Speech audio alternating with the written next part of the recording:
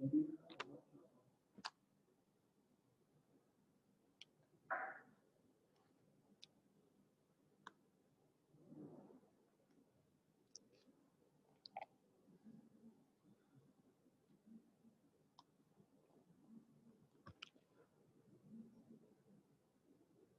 hope the screen is visible.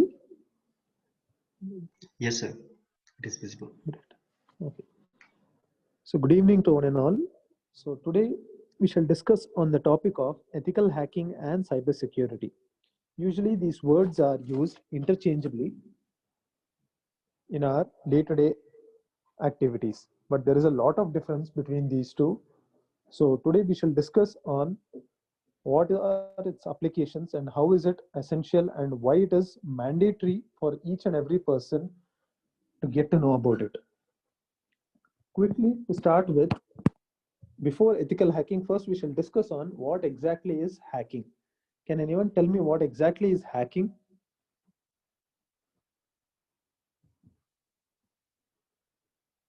You can just unmute yourself and speak to me, or even you can drop it in the comment section.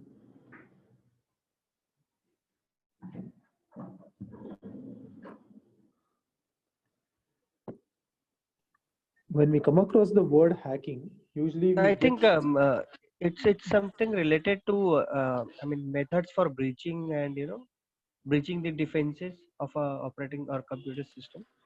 Okay, right.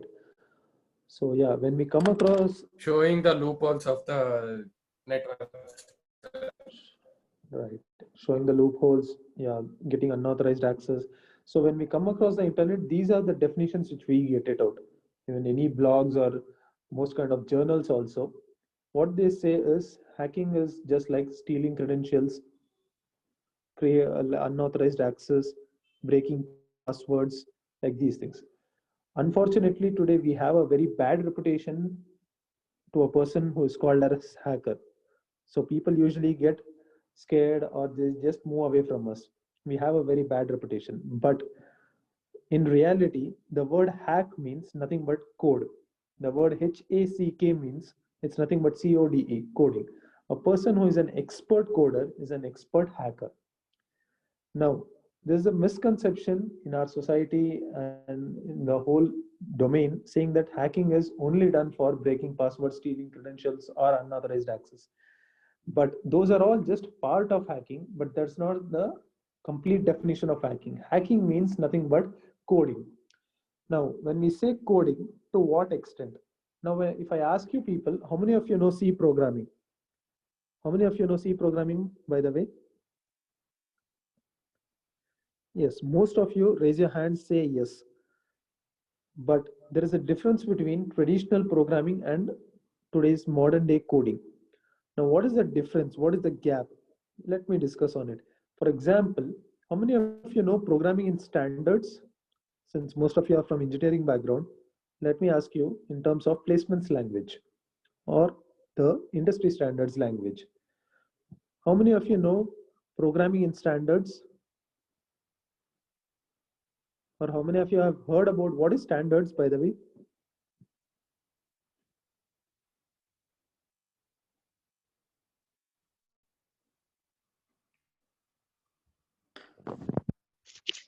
Probably set of guidelines that we need to follow so that the code is more readable so other people can understand with it.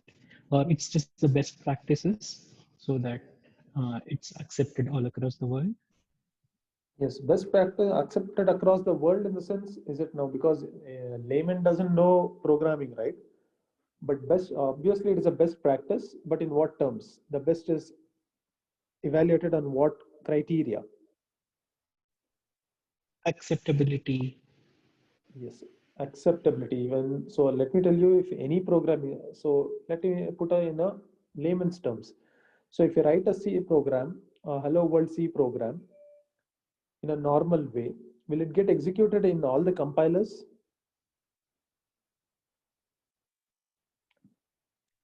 If you people have tried, usually it will not.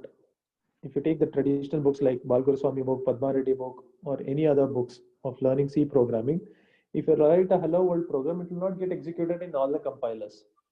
But if you write it in standards, it gets executed in most of the compilers. So standards is nothing but a style of writing a program to make it efficient, to make it loophole free. So during your recruitment, usually the technical people ask you to write a hello world program. The person who writes it with standards gets selected, and person who writes it with in a normal way gets rejected, or a person who writes it in standards will get in a higher package. So today, when we speak about hacking, we need to know coding to such an extent in standards. Now, it may be any programming language, not only C, C++, Java, anything. Now, what are those difference if you ask me? Let me give it with an example. In a normal C program, hello world program, you add void main and one bracket. That's a normal way, traditional way. But in today's industry standards, if you speak on writing a C programming in standards, it means after void main, you should add not one bracket, you should add two brackets. So this is nothing but coding in standards. So if you mean hacking, it's nothing but you have to do coding in such an efficient way where there is no way of loopholes where it can get compromised. So that is the meaning of word hacking. Now coming to the word ethical hacking. What do you mean by ethical hacking?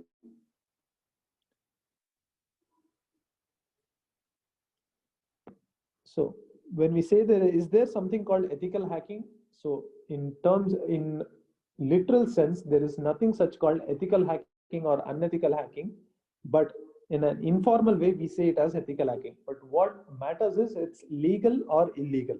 So what activity you do is legal or illegal depending on the law of the land. So now, before this, we need to address an immediate question. How many of you say hacking is real or it's just a myth? Is hacking It is something real, real? sir. How? Because I from haven't. hack,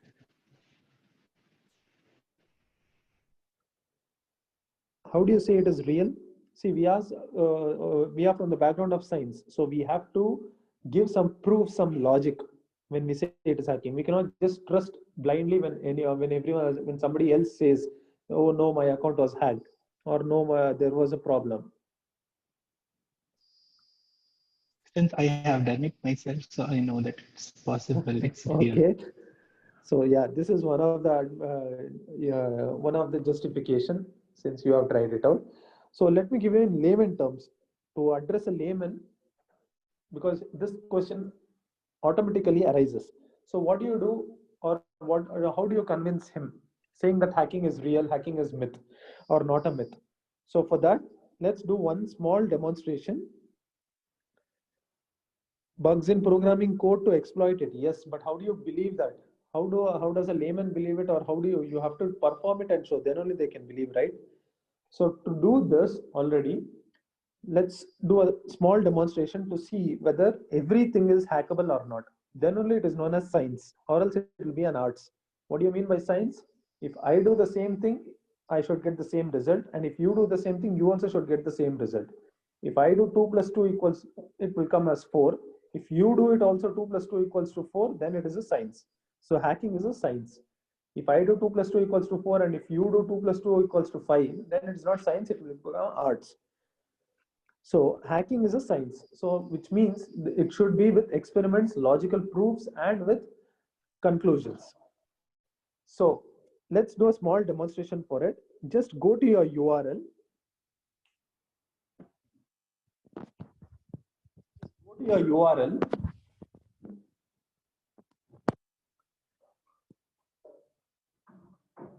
And type the website cvedetails.com.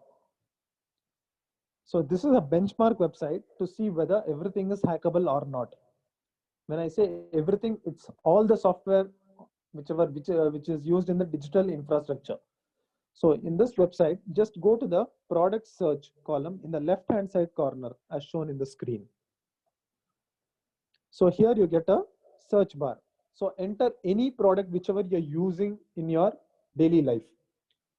Let me try with Windows 10 since most of us are using Windows 10 operating systems. Once you click on it, it shows the list of vulnerabilities. What do you mean by list of vulnerabilities? Vulnerabilities are nothing but the ways it can be hacked. So the number shown here is 1,111 ways, which means there are 1,111 proved ways for today where Windows 10 systems can be compromised. That is vulnerability. And if you click on it, it will show you with the risk assessment and the impact level across the globe. So this is a proof to say that yes, hacking is real. It's not a myth. So similarly, you can go for any other product also. Now I went for Windows, just go and try it for even Android, since most of us use Android phones. Just go to the product search column and click on Android. You can click on any product.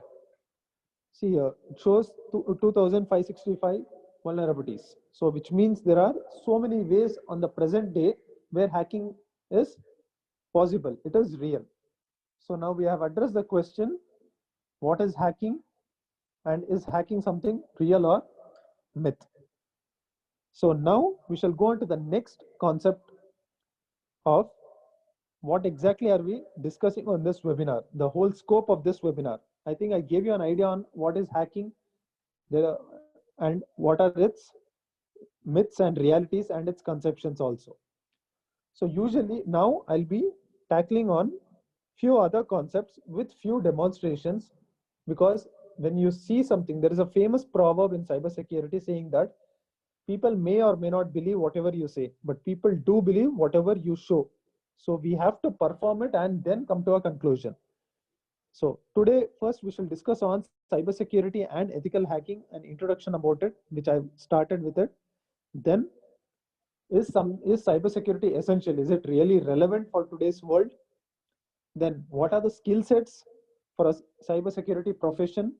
What are the industry skill sets? What are the academic skill sets which is required?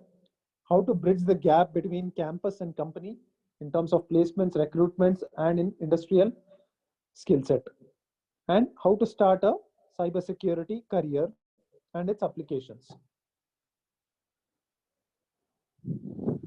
So now I think, is there any doubt on telling hacking is something a myth?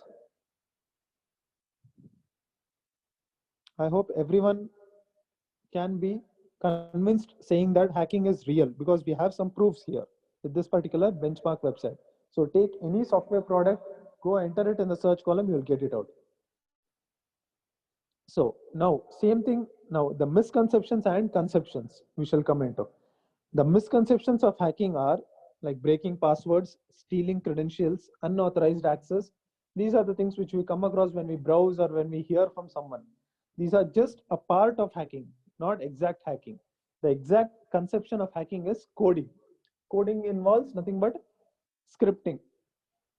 Now, before scripting, by the way, what is scripting? Can anyone tell me what is scripting?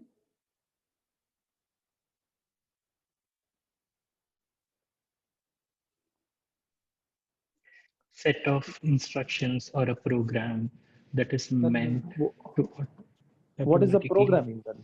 What is the difference between programming and scripting? So we execute a program. Script is like we automate it. So once right, we automate. So here the term used is automation. For example, now coding means, coding is nothing but just take a program and you have a logic there. For example, addition program, C equals to A plus B. So that is nothing but a code or a program for addition. Now, similarly, you have multiple program for subtraction, multiplication, as well as division. C equals to A minus B, C equals to A into B, and C equals to A divided by B. So to automate all these programs with a single line of code is nothing but scripting. So in order to be a hacker, first you should be an excellent coder. Excellent coder in the sense, coding in standards, not in a traditional way. Then you have to be skillful enough to convert it into a script so that it should be automated. You don't have to execute it every now and then. If you execute it once, automatically it should get executed. So that is scripting. And what is the difference between scripting uses interpreter and coding programming programs use compilers? What's the difference between compilers and interpreters? Interpreters, it's line to line. Compilers is not line to line. So you should be a scripter in order to be a hacker. So here comes hacking, coding, scripting, and manipulating. Manipulating is nothing but logic. So usually you should have this particular skill set. So you should, it's not that you have to learn programming through the traditional ways itself. I don't say to stop learning it from the traditional ways. You have to start with the traditional books, then you have to elevate yourself to the level where you can do coding, scripting, and manipulation. That is nothing but a job of a hacker. Now we shall discuss on the types of hackers. Usually types of hackers involve like black hat hacking, white hat hackers, and gray hat hackers. We'll discuss each one of them. What exactly is a black hat hacker? Black hat hacker are the ones, usually the definitions which we find over the internet, like breaking passwords, stealing credentials, unauthorized access. In one word, in a layman terms, to say all the illegal activities which is done by a person is nothing but black hat activity. The best example is the WikiLeaks founder Julian Assange, who revealed the Pentagon secrets. The next one is white hat hacking. White hat hacking is nothing but the opposite of black hat hacking, which means working with the police departments, law enforcement agencies, building softwares or something in order to protect it from hacking. So the best example is Linus Torvalds, the founder of Linux. Now there is another set of people called gray hat hackers. It's nothing but a combination of black hat as well as white hat. They can do both the activities depending on the circumstances. They can turn out to be black hat hackers as well as white hat hackers. So these are the three types of hacking. So now we understood what exactly is hacking. Is hacking something real or a myth? Then we came up to why hacking is possible. That is like with the types of hackers and what are exactly the conceptions and misconceptions. Now there is another set of people called script kiddies. Script kiddies are the ones, they are not hackers. They just make use of the softwares which is being created by these three hackers. That is black hat, white hat, and gray hat hackers. They don't even write a single line of code. Now, can you tell me the advantage of being a script kiddie and disadvantage of being a script kiddie?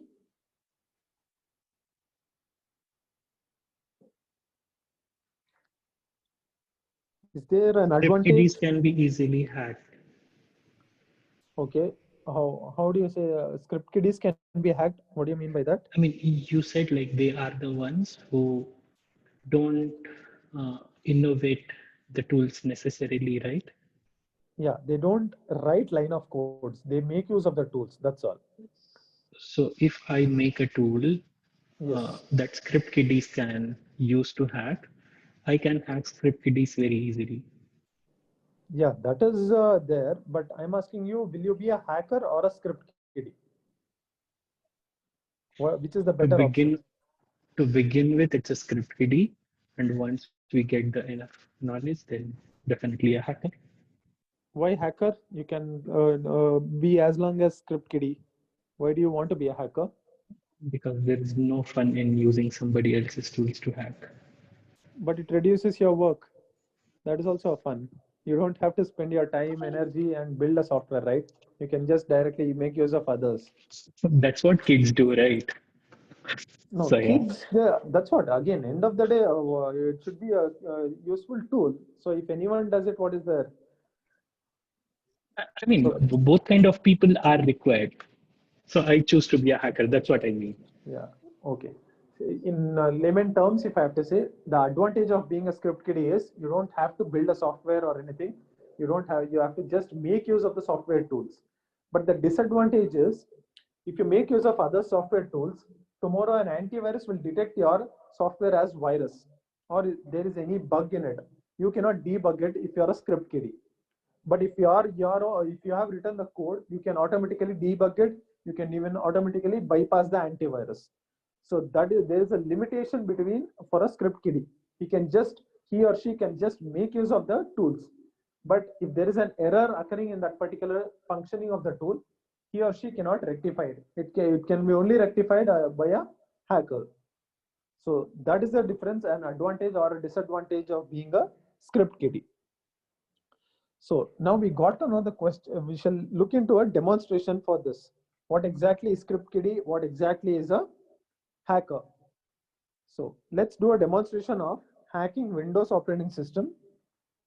So we shall do it with a script kiddie method as well as the hacker's way. There is nothing but the coder's way.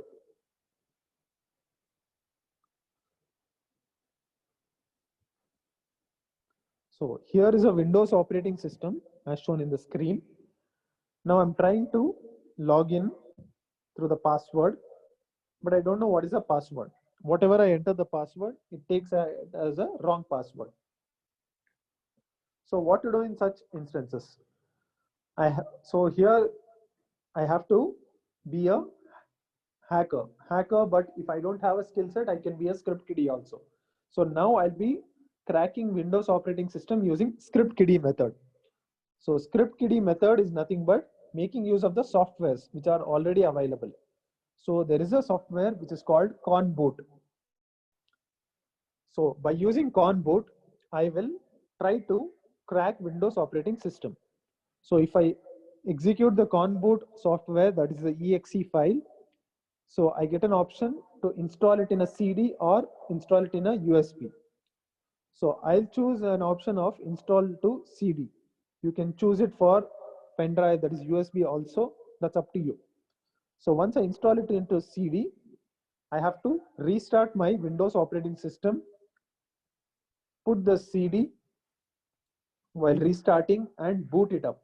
Now what do you mean by booting it? Booting, it's nothing but the F10 or F12 or escape options. For Dell systems, it's F12. For HPs, it is escape.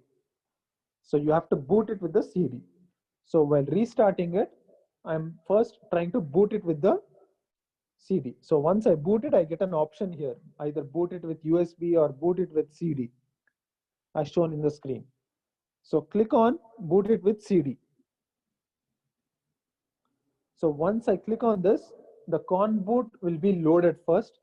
Once this is loaded, I don't require any password. Even if the password is being protected to the system, I can bypass it without entering the password.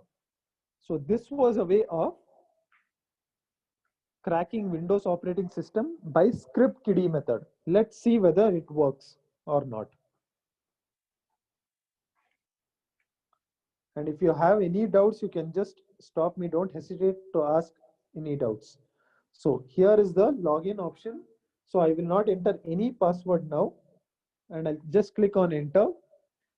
So without entering the password, previously I had to enter password, that is the right password. So now I don't at all have to enter the password because I have used a script kiddie method by using a software called conboot. So this is an example of script kiddie. So this is where the Windows operating system is loaded. So now just imagine the same situation for Linux operating systems. For Linux, there is no such softwares or script kiddie methods in order to hack it. You have to code it. Literally, you have to speak to the computer with the coding. So how do you do that? Let's try it with a Linux operating system. Let me load it. Let me load a Ubuntu operating system.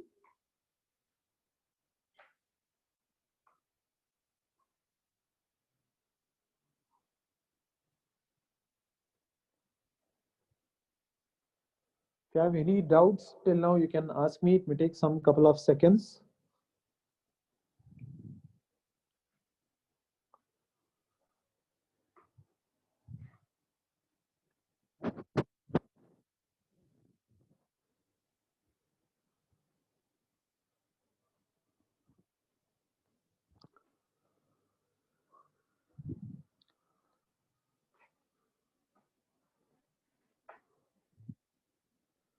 Yeah, why don't manufacturers restrict?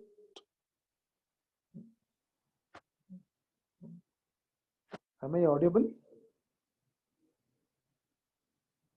Yes, sir, you are audible. Okay. So I have a question saying that why don't manufacturers restrict boot methods? Yes, they can restrict boot methods, but again, there are Lenovo laptops have restricted it already. But again, when you are restricting it, there is another way of even turning it on. So there is not one or two ways. That's why I said script kiddies, after some period of time, they'll become outdated because those softwares may not work. But again, there is a new software coming it up. End of the day, you have to make use it for the customer. So if you block all the things, even customer also cannot use it. So there is even a limitation for the manufacturer. That is the reason.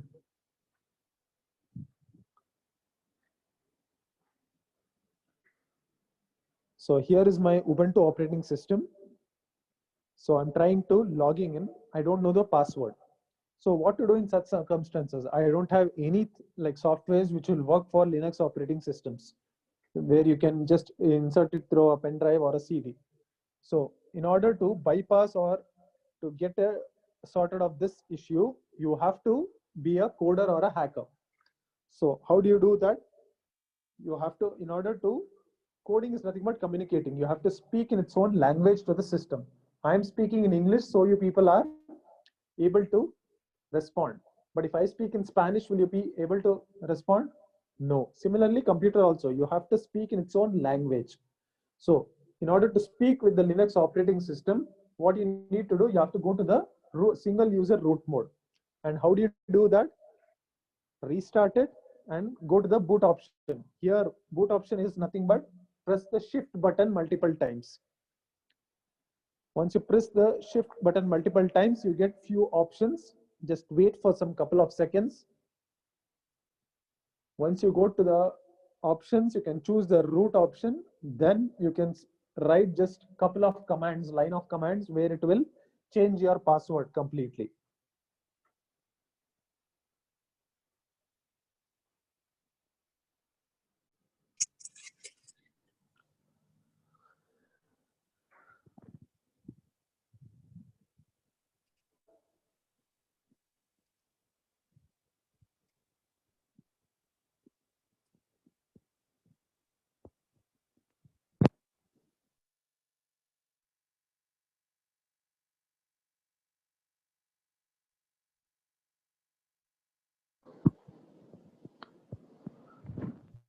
So it may take some couple of seconds.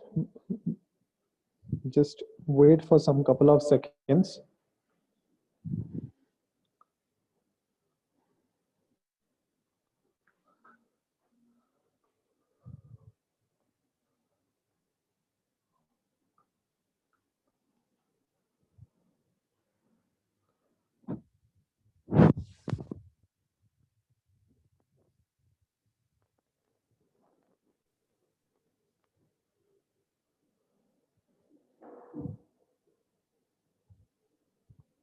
So here you get an option. So first you need to go to the advanced options. Once you go to the advanced options, you should go to the recovery mode. Once you go to recovery mode, you'll get a lot of other options where you can go to the root mode. That is single user root mode. And this particular method will work only for one set of Linux operating systems. So here you can see here, you have an option to root. So once you go to root mode, so here you have an option for coding and speaking to the system. So literally I'll write just 2 lines of code which will change the password itself of the operating system. So it's just 2 lines of commands, that is sudo space password space the username. In our case, the username is cold coffee. So here someone asked me a question, why didn't it ask root password?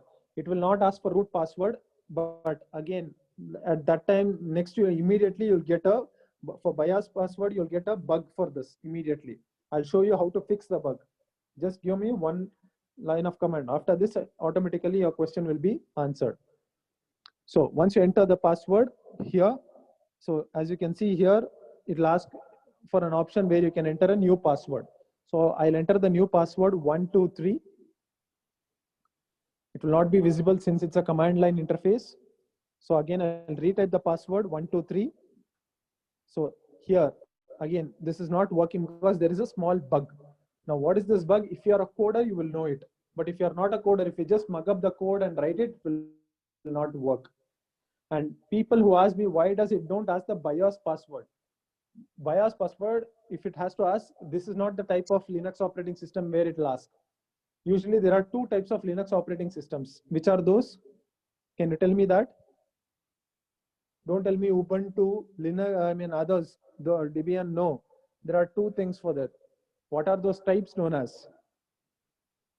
I think Unix has been done as a subject itself. Debian. No, Debian is just a type. I'm asking you the classification of Linux. It's not Unix DOS. So Unix is classified into YUM based and APT based. YUM means Yellow Dog Updater Manager. APT means Advanced Toolkit. So which one falls under which one? You need to know it. One set of the things, BIOS will work. For one more set, BIOS will not work. Okay, let me not get into too technical things. Let us finish this particular demonstration. So here, I'm not allowed still to change the password because I have a privilege restrictions here. So now I need to do a process called mounting and remounting, which will bypass that particular restriction. So for that particular code is mount space -o space rw/remount space / click enter. So now I have overcome that restrictions. Now I'll just retype the command, that is sudo password cold coffee. Now it's asking again for a to reset the password. So I'm resetting the password here as 123. I'm retyping the your password here 123. So here, as you can see now, password updated successfully. So I have overcome that particular privilege restriction and remounted it and reset the password. Let's see whether this method works. This is the way of hacker. The previously how to crack Windows, that was a script kiddie way, how I showed you. So let's wait for some couple of seconds till it gets loaded. So this method again, it works for Ubuntu kind of operating systems. Is Ubuntu a YUM based or APT based? APT, sir. What is the difference? Can you give me an example for YUM based? Amazon Linux, Red Hat, CentOS. What is the difference? I mean, that's like a different distribution. It follows a different package system, and Debian follows a different package system. Yes. So I'll just, it's not Red Hat. Usually it's nothing but within a CD, the whole server, all packages. Usually industry is using Red Hat 7, but Red Hat has launched 9, but industry has not upgraded to that level.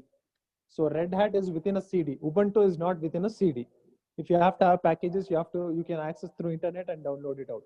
That's the difference between APT and YUM based. So coming back to our demonstration, we have set the password as 123. Now, once we put it as 123, it will be accepted as the password. So as you can see, it is accepted and it's loading it out. So this is the way of cracking Linux. So again, this method will not work for other types of Linux operating systems. There is no one single medicine for all the diseases, right? Similarly here also, one particular method will not work for everything. You have to know multiple methods like this. So this was an example which I wanted to convey, that the difference between script kiddie and the hackers. So now the immediate question what it comes to our mind is why hacking is possible? Can anyone answer me that?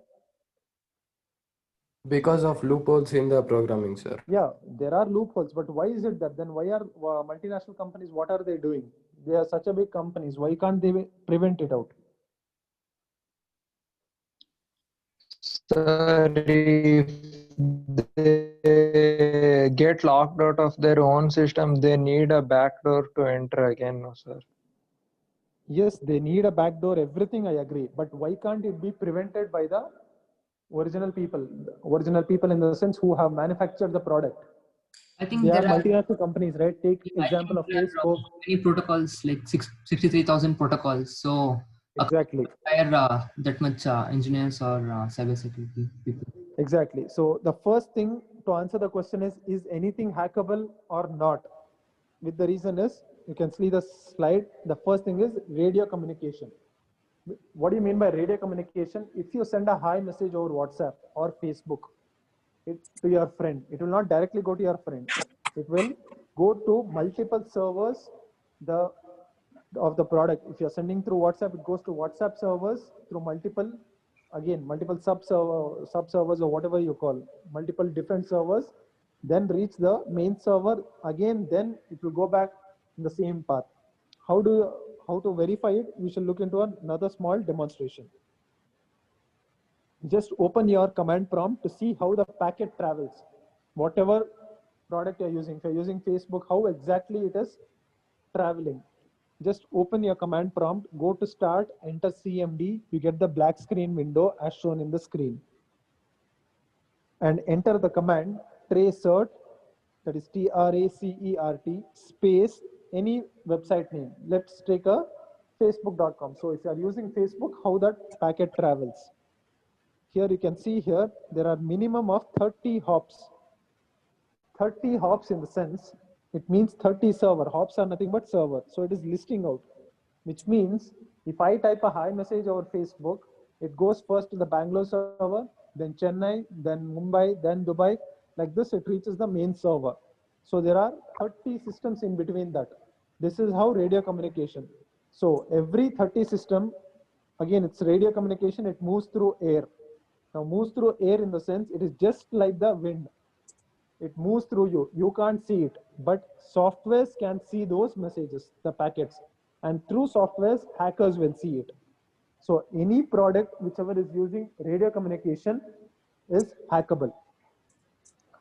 So that is the reason if you send it through wire, that is if it's a wired communication, it's not hackable. So this was an example to show you that what are radio packets, how it goes out. So the first reason why everything can be hacked, radio communication. So no company can prevent it, right? When there are 30 systems in between, anyone within 100 meters can sniff out the data. And the second reason is protocols. Now, what do you mean by protocols? Don't say me it is set of rules. That is traditional definition of the book. Now, in literal sense, protocols means, yes. Phone tapping was there even when we used wire for calling as well. Yes, sir. Yes, again, I'm not telling 100% safety through wire. That is a different mechanism, but it can be prevented. You can prevent the hacking. Sir, through fiber wires, fibers also we can do that, sir. How do you do that? Fiber cable, sir. Through wire? Like No, if it is through wire, it is not possible because no one in between can tap it or take it out.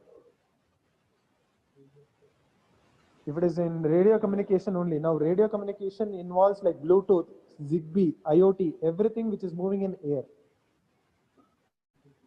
So that was the first reason. Second reason is protocols. Protocols is nothing but, for example, what do you mean by protocols?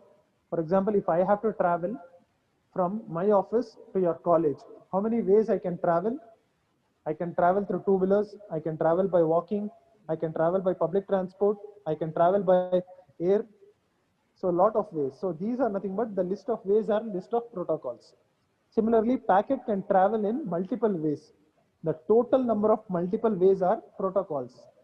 So the total protocols are nothing but 65,535, like TCP, FTP, HTTP, HTTPS. There is no one company which has 65,535 engineers where they can prevent it. So that is the reason hacking is possible. This is the logical argument where you can apply it to any kind of product when it is asked regarding its cybersecurity status. Clear with this? Any doubts on this?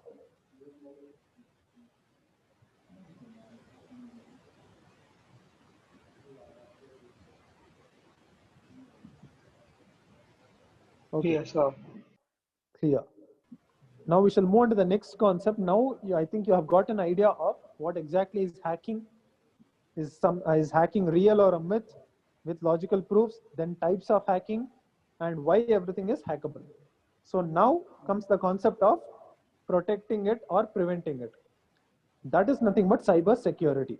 So hacking is nothing but a proactive term, and cyber security is a reactive term. So is cybersecurity essential, by the way? Now, I think most of you can answer the question now, saying that yes, definitely it should be, it is applicable.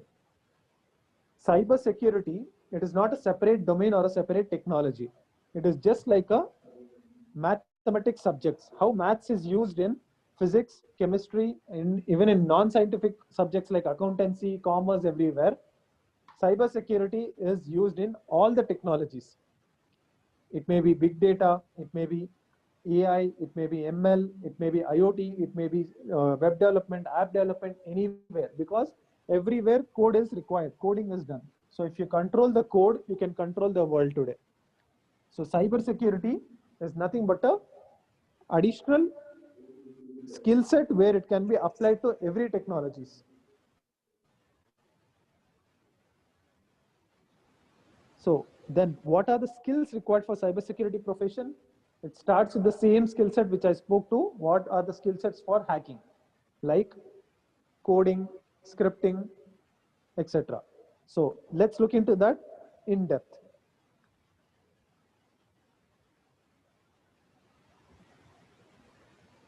So usually there is a huge gap between colleges and industries.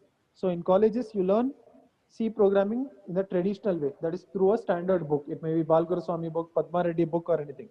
But when you're going to industry, if you have to be a cybersecurity person, you have to know scripting. Now again, scripting in the sense, you have to be, scripting involves knowing programming in standards, then only. Today, the trend has totally changed when in terms of when you're competing with industries. If you see any of the global companies, the hierarchy is dominated by Indians, the IT world. It may be Satya Nadella, it may be Sundar Pichai, anywhere. During their time, the whole trend was different to reach the height hierarchy. For example, Satya Nadella was 1992 batch engineer in Manipal. He joins 1993 in Microsoft, and 2013 he becomes the CEO. So this was the previous trend in order to reach to the hierarchy. But today, what a hacker does is, he doesn't go to company interviews. Instead, he hacks the company website, goes to jail for 2 to 3 years. Once he comes back from jail, he's offered with CEO and CTO jobs. I'm not saying you to follow this path, but I'm just telling you the essence of this particular skill set. Usually, your placements happens by 3 domains. Which are those?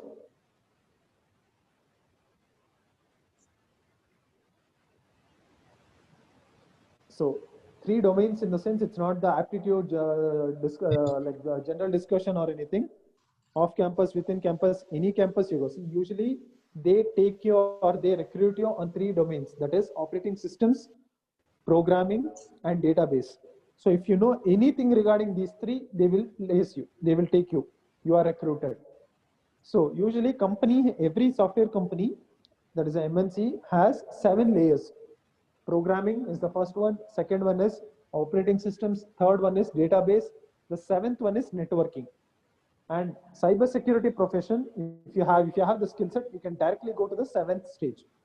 There is a new designation arrived today called CRO, which means Chief Risk Taking Officer. The person is responsible for prioritizing the risk and taking it out. Now, why do you mean prioritizing?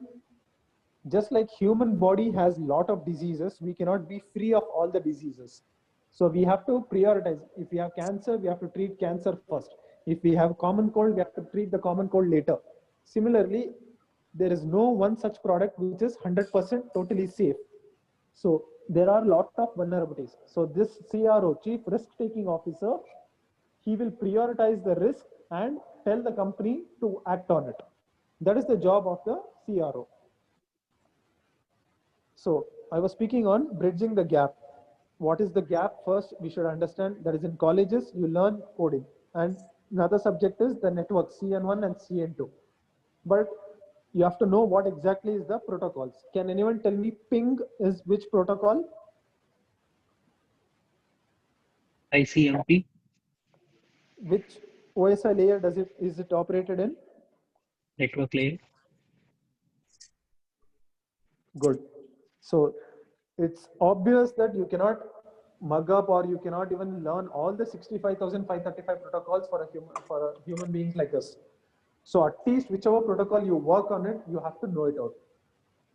I think most of you are using WhatsApp. WhatsApp uses which protocol? Can anyone tell me that? No, it's not FTP. TCP. No, not at all. When not FTP, why TCP? XMPP. Messaging protocol. SIP, yes, that is one of the protocol, but that is not for the functioning of WhatsApp. It is only for calling, that is VoIP part. Okay, in general, if you say there are a lot of protocols which works on app, again, when it comes to networking, so 65,535 protocols are divided into 7 OSI layers. So I'll not get into deep technical one. So to just make you understand that you have to know protocols also very well when you are going to industries. That is what I meant to say. So now then, how to start with cybersecurity? So the first one is you don't have to have any background. You should be curious mindset enough. So curious mindset, even if you are from like civil or mechanical or even from non-engineering background also, there are people who have become cybersecurity professionals today. So first part is curious mindset. Second thing is you have to be an expert script kiddie. Script kiddie in the sense which I showed you. You should know all the softwares which are present in the market, which is applied for hacking and protecting from hacking. That is script kiddie part. Then you have to acquire the skill set of scripting, which involves programming in standards also. After this, there is something called CTF, capture the flag and bug bounty. So usually your interviews doesn't happen based on where a technical person comes and asks you the questions or he will give you some program to write or nothing like that. What happens in companies is for recruitment, they give you something called machines, which we call VM, that is virtual machines, where you have to crack it up. Just like your treasure hunt game. You should crack that machine. They will not give you anything. Only the machine they will give you. You have to find out how to crack it out. That to find out how to crack it, you should apply a lot of techniques of cybersecurity, like coding, checking the network status, a lot of these things. So let me show you the example of CTF through a virtual machine.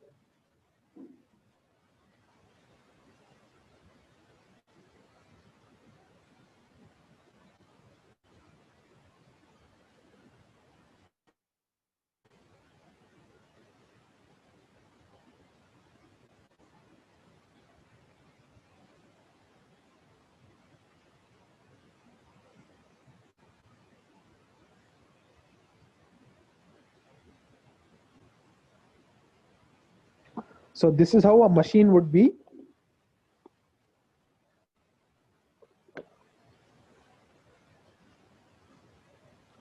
We are using it in operating system called Kali Linux. So this is how the machine is.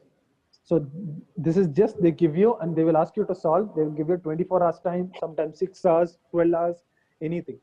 If you solve this machine, you are recruited. If you are not solving, you are not recruited. So for this, now this might be an overhead concept to you, but just concentrate for a few minutes. I'll just make you understand the concept.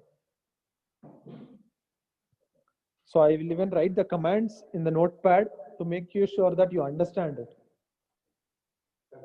So at the beginning, now I don't know what exactly, I don't even have a clue regarding this particular machine, but I have all the practices of where I have performed to acquire the cybersecurity skill set. So I have to perform it.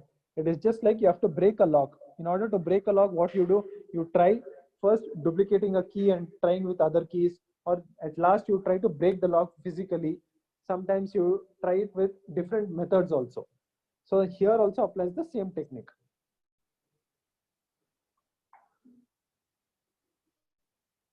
So at first I'm using one particular command called, let me try it out, net discover. So usually using this command, I get some information regarding this machine. So now how to use this, how to make sure that you use net discover, this is nothing but the skill set which you acquire after going through the training or acquiring the skill set. I'll speak about it later, but let's first solve the machine. What exactly happens in your technical interview, that is what I'm showing you. So first I enter the command net discover to get some information of that particular machine. So once I enter that, I get few like MAC address, IP address, vendor name, all these informations. Using this, I have to go to the next step like this again, the next level of treasure hunt. Similarly here also, next level of CTF. So I choose, this is the particular IP address of that particular machine and try to do some or the other test on it, the trial and error method. So the next command which I use is nmap.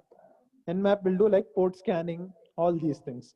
Let me not enter into technically, I'll just show you the commands and I will show you how to solve it out. So nmap, this particular IP, so it starts scanning, so I get some more informations as you can see over the screen. So the next command which I use is how to find the, like I have got to know information saying that there is an FTP login which is allowed here. So I'll try logging in through that. So here the command is FTP. Sir, Yes. what are you trying to find, sir? How to crack the machine. I'm not trying to find anything. That is what to find. You have to find the machine with the root access. I don't know what is the username or password. That machine is in server, sir. Sorry? Is that machine available online? Yes, these are all machines available online itself. I have just taken an example for this. Sorry? Like a server. Yes, like a server. What do you mean by server? You are asking, can you download it or what? No, I'm asking if someone can access it online via some Yes, portal. everyone can access, not It's asking someone. for login details, right? Yes, everyone can access it. I am just giving you an example of this machine. Like these only machines will be there. They will not even tell you what you have to do. You have to first find out what you have to do by doing some trial and error methods. Usually it will be root access. So this is where it will be your technical interviews like this. They will give you machines, they will ask you to do it. So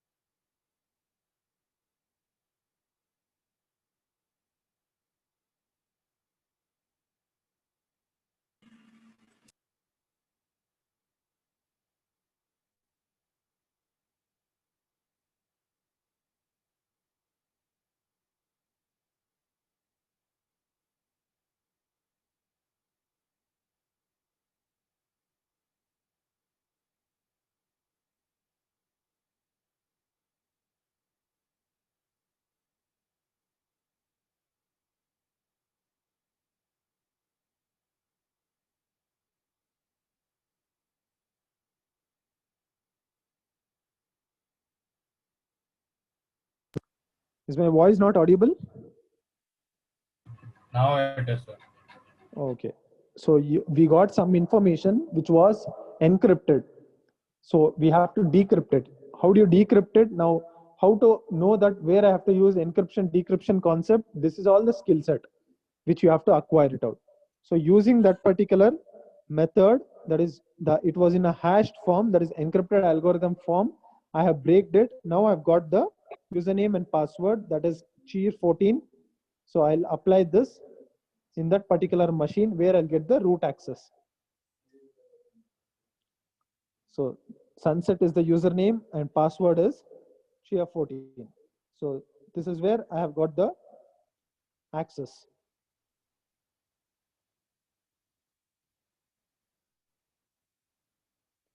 So this is how it is when you're solving a machine. These are all the skill sets which you need to have while solving the machine. And obviously all these skill set will not be uniform for all machines. So Sir, how this did you Yes. get the original key, sir, from the hash? See, that's why I said you have this is like a treasure hunt concept. Everything is available within the machine itself. You should extract it through that particular commands. First I did net discover, then I tried with nmap, then I tried accessing through ftp port. After that it was in a hashed form, then I tried decrypting it out. So these are all the methods which you need to perform it. Everything will be available inside the machine itself, but you should crack it up. To crack it up, you should use different methods. That is nothing but a hacker's method. So now this is the scope of this particular demonstration was to just make you sure that what exactly is CTF, that is capture the flag. Similarly, every company will give you their whole product itself like this and ask you to find out bugs. So if you find bugs, they give you money. That is nothing but a program called bug bounty. Bounty means money. Find out bugs, get bounty. So now how we shall, now you got to know what makes a cybersecurity profession skill set, like coding, scripting, script kiddie, all these things. Now we shall address the next question immediately: how to acquire such skill sets. Let me go back to my presentation.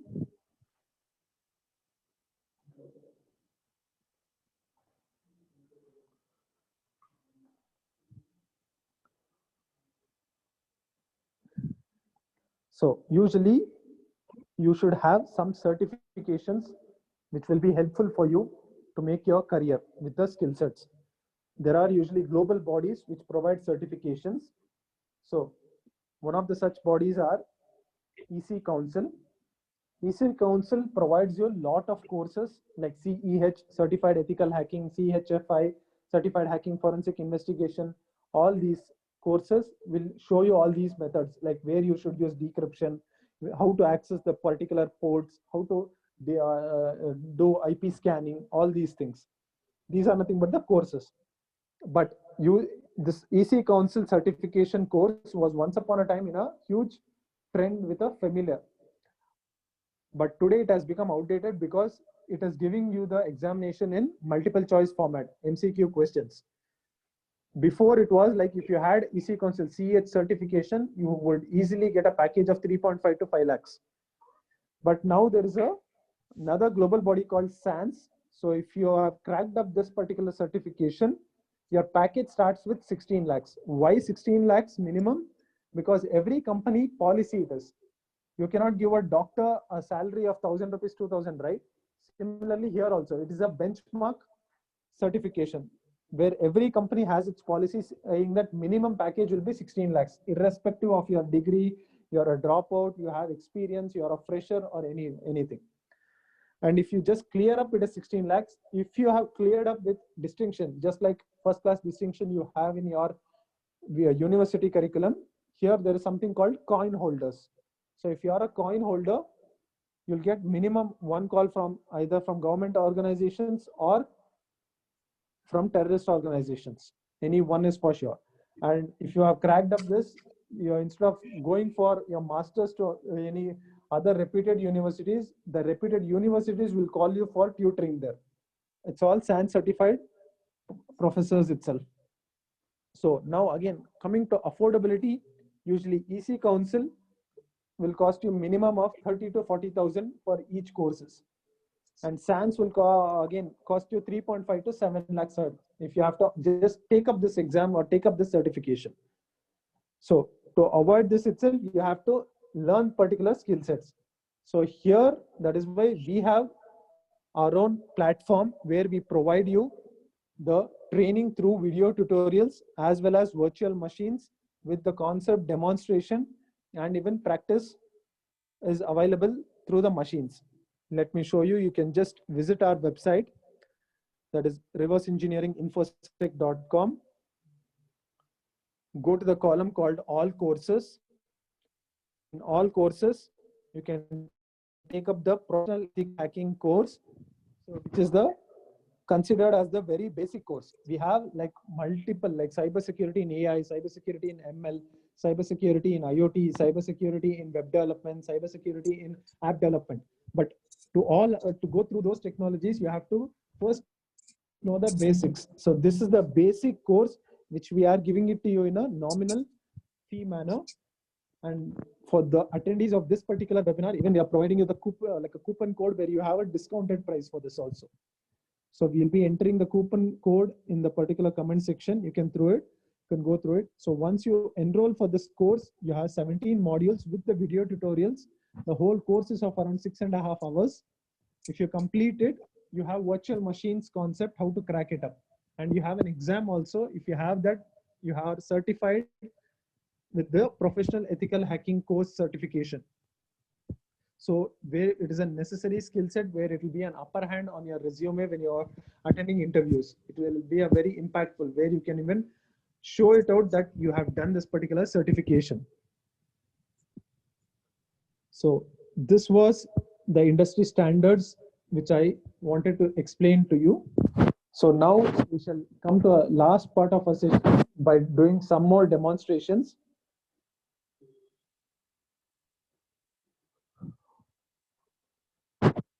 So let's see how safe are we, or how are we the victims, which through the hackers, through the normal things which we use in our daily life.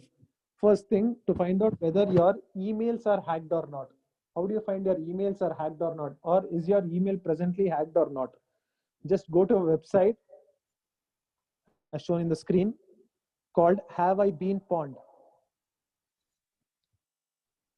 Once you go to Have I Been Pawned, so here just enter the email address. It will show you whether your email addresses are hacked or not. So let me enter first our company email address. So here, as you can see, there is no particular thing where it shows that it is hacked or not. It shows it is totally safe. Now let me try with another email ID. So as you can see here, it is breached over 139 sites. So it shows. So please check even your email addresses, which are email IDs which are being hacked or not. This is to check whether your emails are hacked or not. Now, how to check whether your phones are hacked or not? So how to check it? Just go to your dial pad option. That's while you dial your any numbers, enter the code *#62#.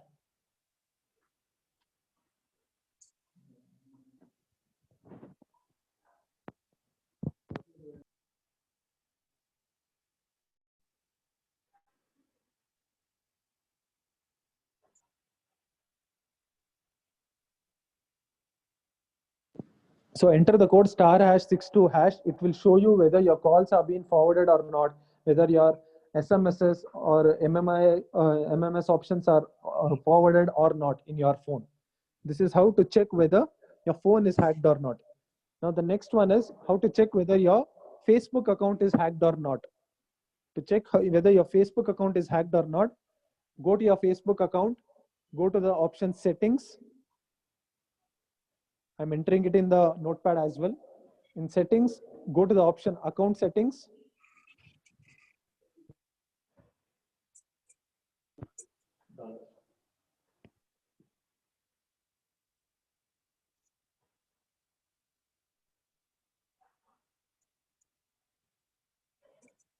So go to Facebook account, go to your settings, go to your account settings.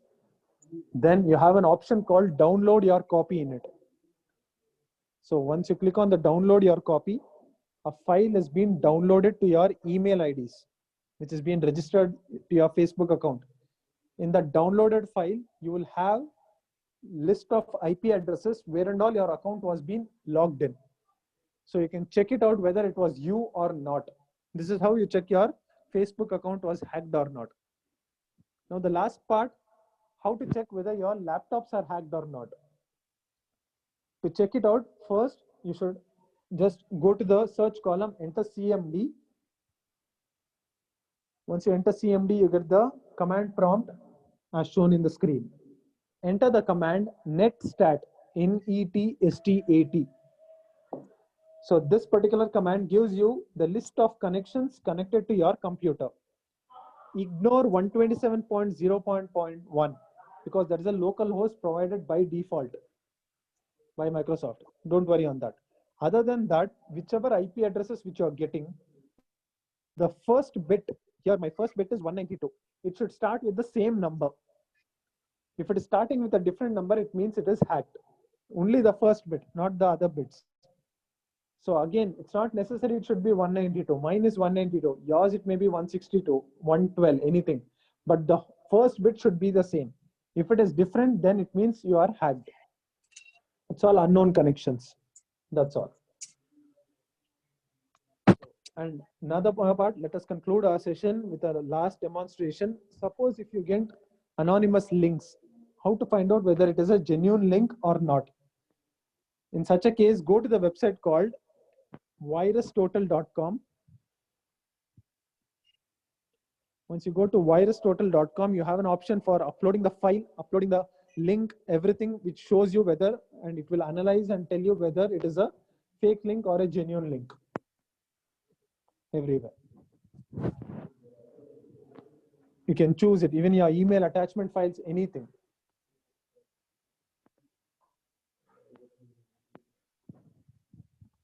So I think we can conclude our session.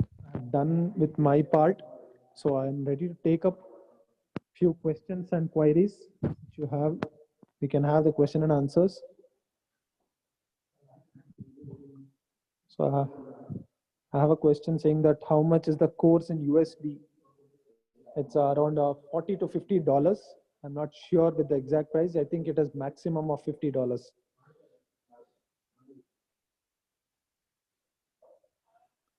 So any other questions? What if all these account is hacked? Can you just elaborate me telling that which account are you asking about? Email. Yes, it is all definitely hacked. For that is the reason you have to change your passwords. You have to every frequently you have to change your passwords. That is the reason we say it out. It is definitely hacked if it is coming it out. Kindly change your passwords. That's it. You'll be safe. Can I get to know who is hacked? This is the impossible question where no one can crack it up. We don't know. It might be a person sitting in front of you, or it might be a person even sitting at, even in North Pole. But so we cannot sir, trace who has done it. but sir,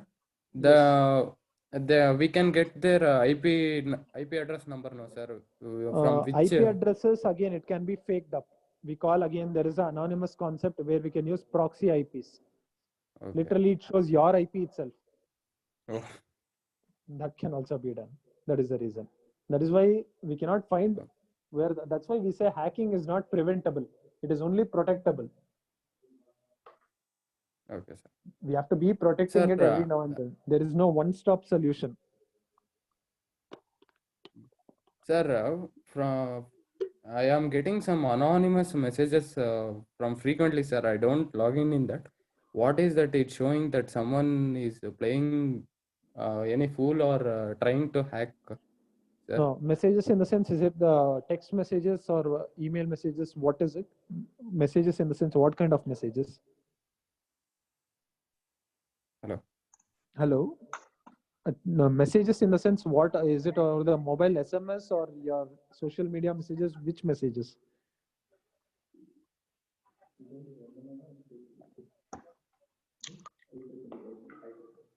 Hello, Samarth. Yes. Yeah, I just want to know many for last few days, everyone is have seen that people are Sir, I hacking. am getting like from Flipkart, you are logged in. This is your OTP. Okay. That's what And this is your OTP. Enter the OTP in between 5 minutes, like that, sir. From other apps things, no, sir. yeah, those are all like the methods which they are trying to make use of you. Like they may send even QR code also, saying that just enter through this. All these things, these are all nothing but called social engineering methods, which they try to hack it out. So you should always like that's why we say these are all not exactly hacking. These are all script kiddie methods, which they try to make. You are also the participant in that particular crime. So you should not. You should use it wisely. You should definitely you should not share your passwords or OTPs, which is coming from randomly any different websites or anything. Okay, sir. Thank you. So yeah, those are all again as written in the comment section. It's all known as scripts. Again, SMS bombing. There are a lot of apps and softwares which are there to perform these things. So I'll be sharing you the link for this particular course in the comment section. Yes. Any other questions? So is there a job for freshers in this field? Sorry, your voice was not audible.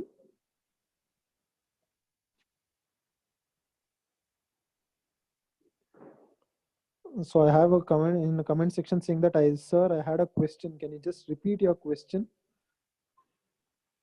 Is there any method to prevent redirects while clicking a link?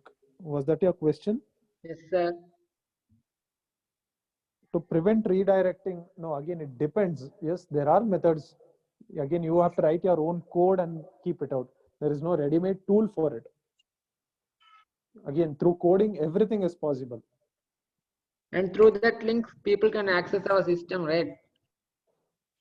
Again, if you click on the link only, that is possible. If the link is executed, if your link is not executed, it's not possible.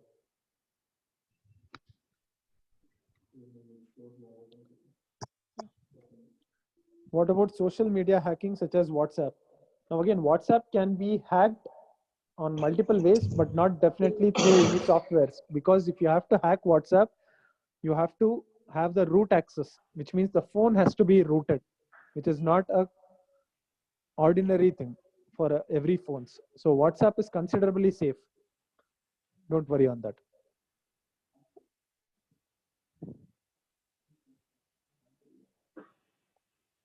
It's showing one breach in have I been pawned. What I have to do? You have to kindly change your passwords. How exactly does this have I been pawned works? Have I been pawned is a market actually, which we call it as darknet market, where they usually sell your data. So that is a particular site. That is one of the way, not the only way.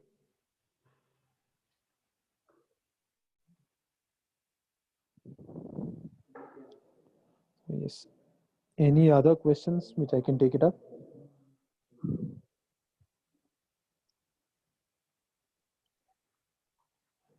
Sir, you conduct meeting weekly once or day or monthly once? Sorry, can you just be audible? You are not audible. Sir, you conduct this Zoom meeting weekly once or monthly once? Depends on the programs. Like these usually we do it like monthly, but I do it multiple programs like on multiple technologies like cybersecurity in web development, cybersecurity in IoT, and cybersecurity in investigations. All these things. So it depends on the requirement. If there are more colleges, I do it out very frequently. Depending on the requirement, we conduct it out. So I have another question saying that is it advisable to run apps that require internet connection? Yeah, apps in the sense always use don't use the third-party applications. What do you mean by third-party apps? Don't download any apps which is not available from Google Play Store. That's it. So if anything is from Google Play Store, it is totally safe. And in iPhone, there is no question about running third-party apps, because if you have to use an app, you have to download it from the App Store itself. So don't use the apps which are not available in Play Store. So once my phone got switched off, and when I on it, all my phone contacts are erased. Yes, that again, there may be an app in it which they have used it out in your phone. So what kind of method was used for getting back the original keyword from the hash that you used to get root access in Linux? That is actually a tool which we have used it out. There is a John Ripper, the tool, and we have used multiple. There are multiple tools, not only one or two. It depends on the particular machine. So where we used is was Hydra, because we had used FTP login there.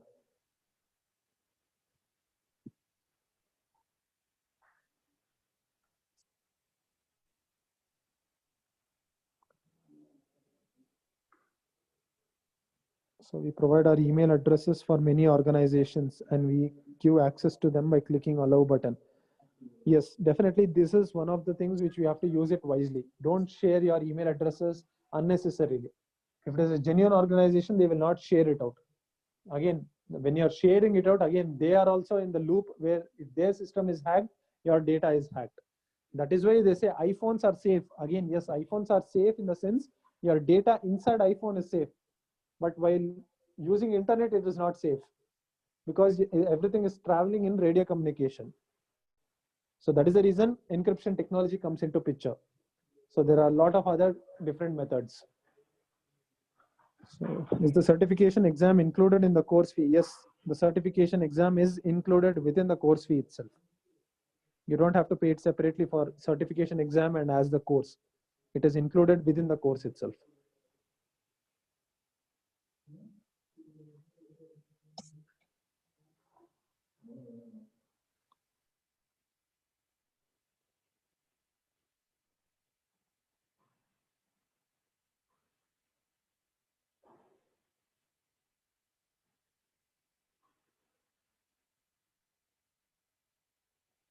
Good.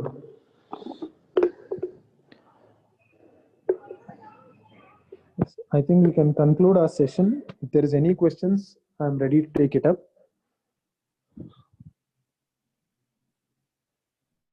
Is there any course completion certification? So usually if you have completed the course itself, it's sufficient. There is nothing such like different than the course completion as a certification. What are the legal regulations? Again, legal regulations, there is another course itself for it called cyber forensics. So where you'll have the legal dimension in it. So you'll get to know what are the legal consequences, what are the laws, different laws of countries, everything. Do we get placement offers? Definitely with this, if you have the skill set, you'll definitely get an offer. You can get recruited once you have done this particular course. Which programming languages are required to start hacking? It's not programming languages like C, C++. Any programming language is fine, but learn it in standards, learn it up to the scripting level. Sir, when it comes to scripting, what languages is preferable, sir? Python Scripting or C? is not like, yeah, Python is preferable. You can use any scripting, but usually Python is PowerShell first. is good, sir. It depends on person, again, on feasibility, on which technology you work. Usually Python is preferred everywhere. Okay. How many attempts for the exam? So it is usually you have only one attempt, but you'll be given 24 hours of time.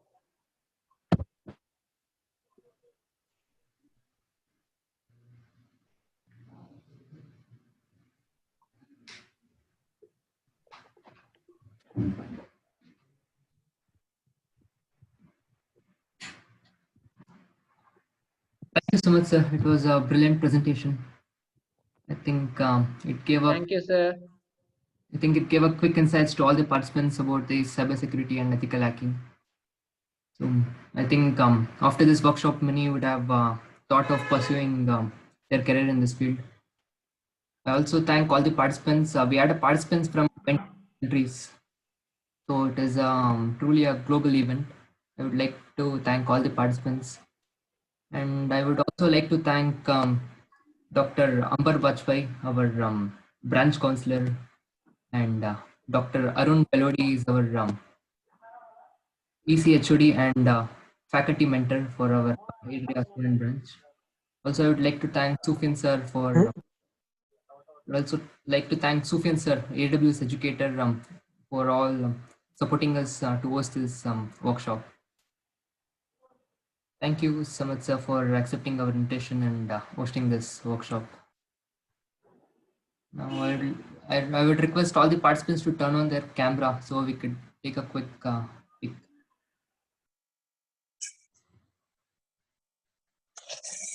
Turn on the camera.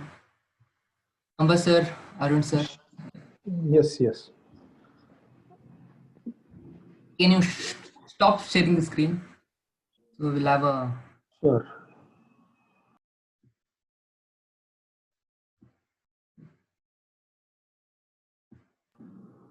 Sufyan sir is there also can.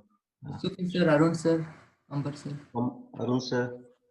Thank you so much for very nice presentation to our college, and it is really beneficial and fruitful. It's a really hands-on experience. Many students and participants also done this hands-on experience. It is really good, and this is a demand in current time because there are issues on security, cyber security, bank frauds happening. So many things are happening. So awareness is very much required. So it's a very fruitful session. Thanks from my side on behalf of Atria IEEE student chapter. Thank you Thank so you, much. sir. Pleasure is ours. Thank you. Thank you. Can you all turn on your cameras? Just for a second.